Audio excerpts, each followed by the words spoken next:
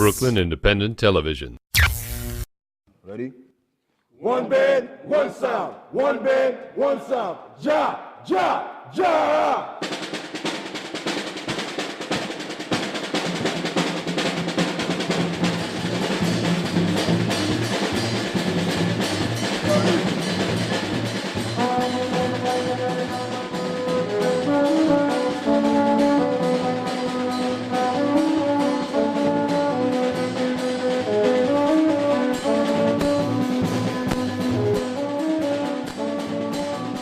I've been here since 1996, working for Haitian people and to show the world, what Haitian culture is.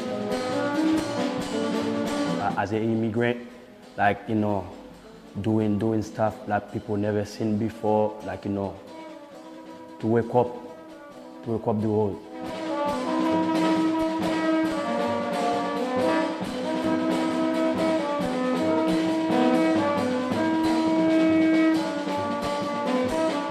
When we started, we didn't even know what we was going to do, what we was doing. It was just the sense of our culture get to us, to do something like that, I was passing by Prospect Park one day and I heard the drums, and it just kind of took me by surprise that I was hearing that in America. Closer and closer I got to it, there it was, a Djarara band playing. And it started as the older generation used to gather at Prospect Park. Each one of them bring a different drums, and they start playing, hanging out in the park and started playing.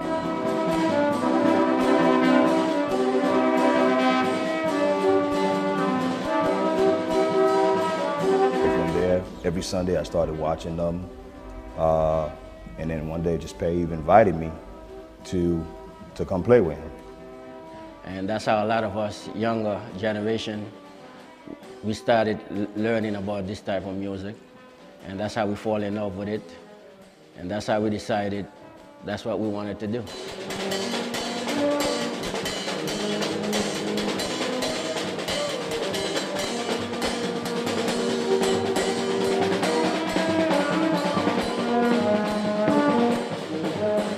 This music is our soul.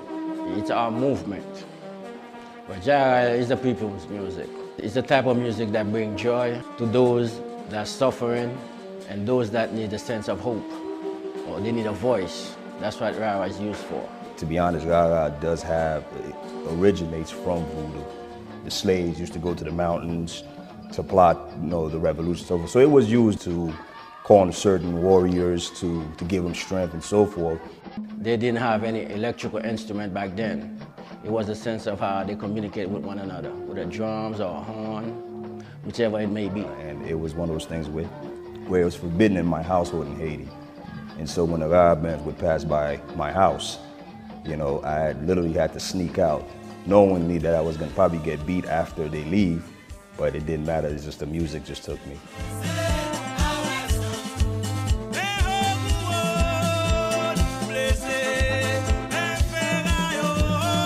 But the new generation, we upgrade it. We upgrade it, we put more instruments. Before it used to be like three horns, but we add more.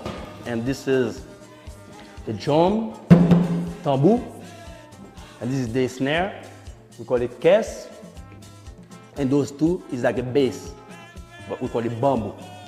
Djarara has been in our culture from slavery. We use it for everything. Even if you look at CNN right now, and people say, wow, even through this despair, you see people jumping up, singing. That's a form of Djarara. This is what we do. If someone dies, we sing. If we sad, we sing. If we happy, we sing. So it's part of us.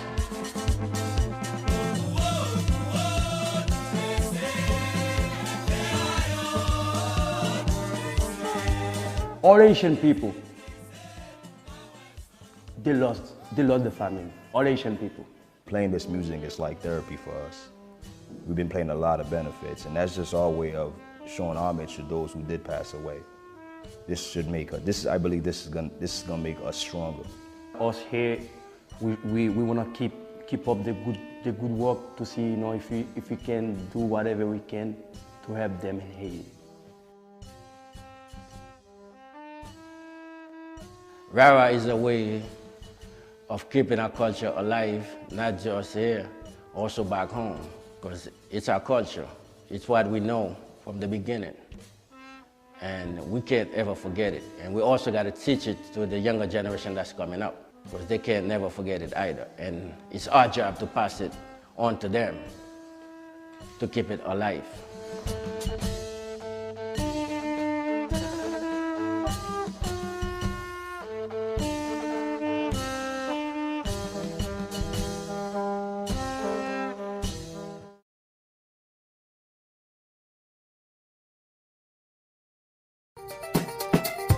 Brooklyn Independent Television on the BCAT TV network.